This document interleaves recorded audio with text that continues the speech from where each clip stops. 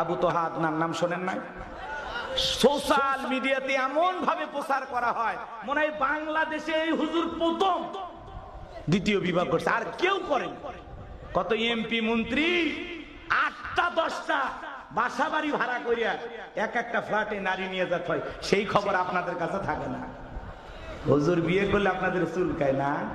এ কথা কন না, হুজুরদের নিয়ে যত অ্যালার্জি।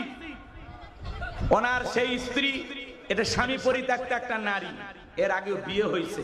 উনি ফেসবুকে আইসা বাপরে বাপ 2 ঘন্টার এক লাইভে যে কান্না করে অভিনয় করে বলছে মনে হয় বাংলাদেশের নিষ্পাপ রমণী। এই নারীর কোনো দোষই নাই।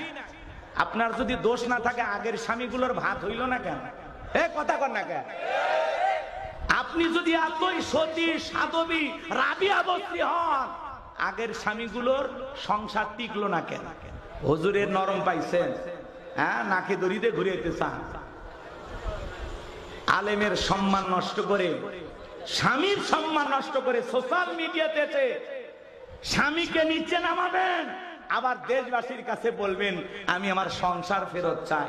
তোমার মতো নারীর সাথে সংসার করা মানে পুরো জীবনটা ধ্বংস হওয়া। কথা বলে ঠিক না?